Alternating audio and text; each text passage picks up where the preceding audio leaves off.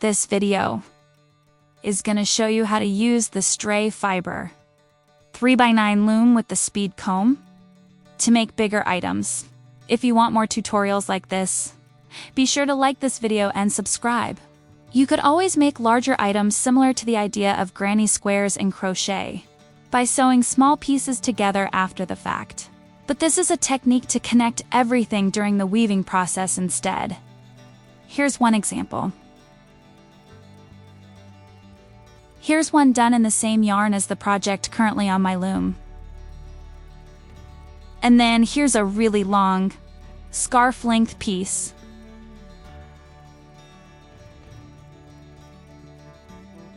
And I specifically did this one in 2 different colors, so that it was easy to see how they're connecting in sections. So this is what it's going to look like. If you use different colors, you'll create striped sections.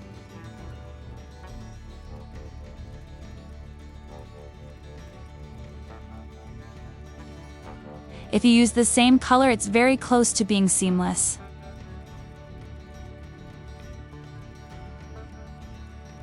I've made my first piece.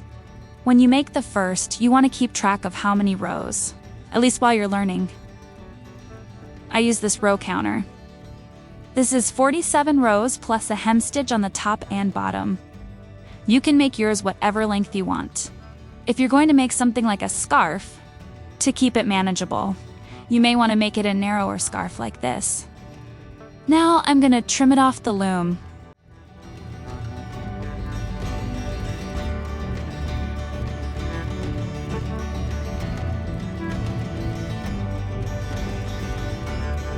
Warp the loom with 14 warp threads.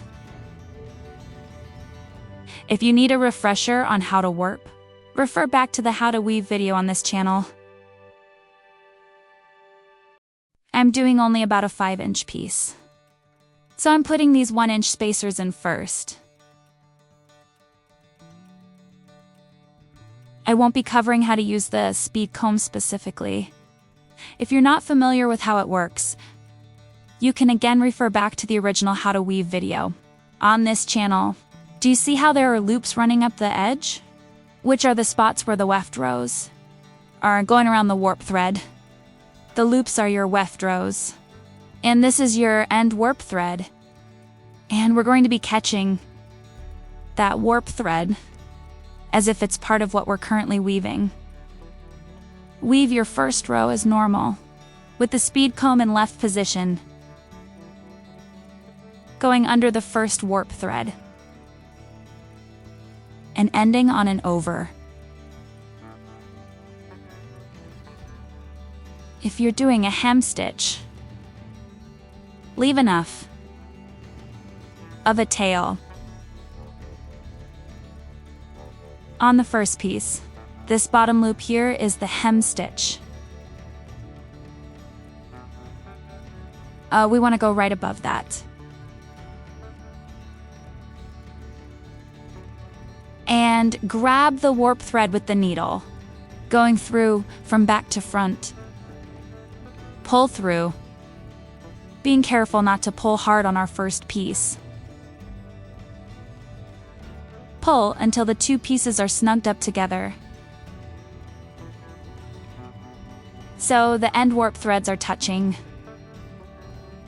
And then continue weaving as normal. Speed comb in right position because we're weaving to the right now.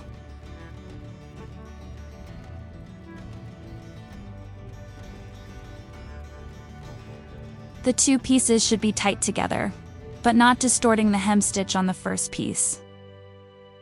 Drape the connecting piece out of the way as you beat down. Continue weaving. Speed comb in left position. And as we're coming through, we're then finding 1 loop up. Going through that as if it's part of what we're currently weaving.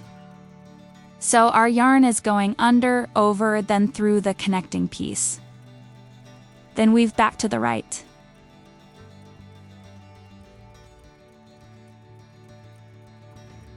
Move the connecting piece out of the way. And beat down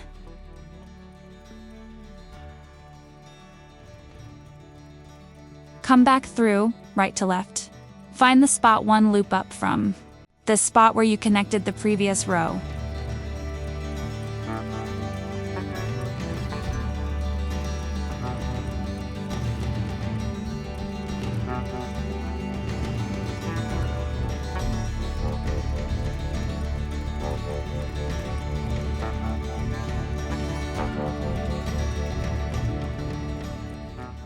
This is the kind of join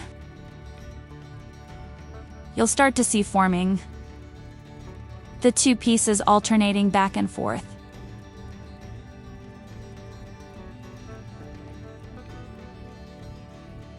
Find the spot, one loop up, go through.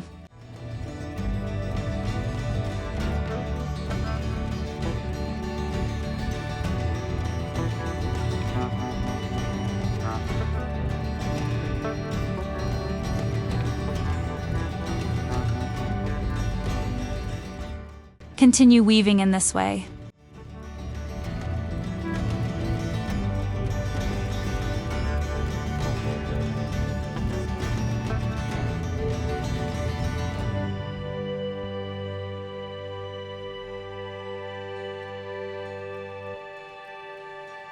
It may be easier to see now the way they are joining. Alternating rows all the way up.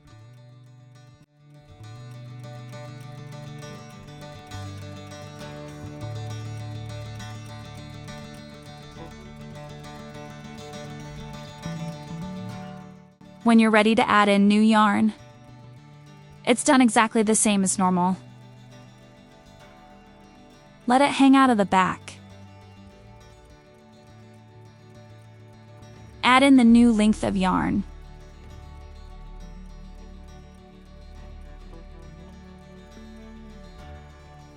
It doesn't need to go through the connecting join again.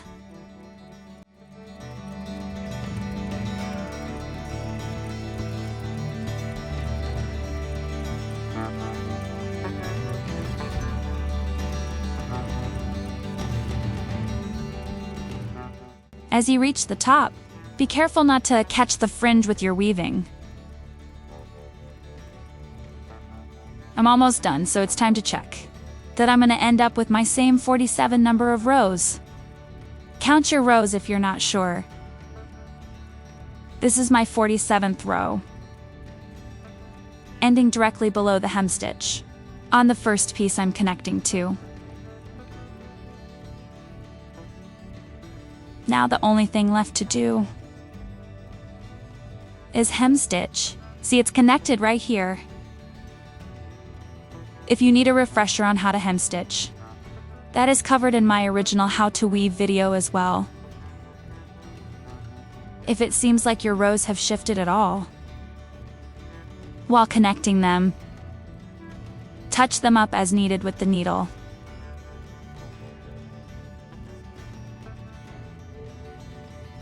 Here's what it looks like on the loom. Once it's hemstitched, it can be cut off.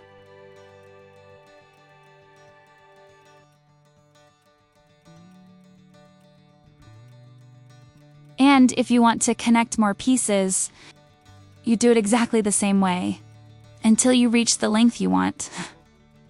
Then, use wet finishing to help shape it. Thanks for watching.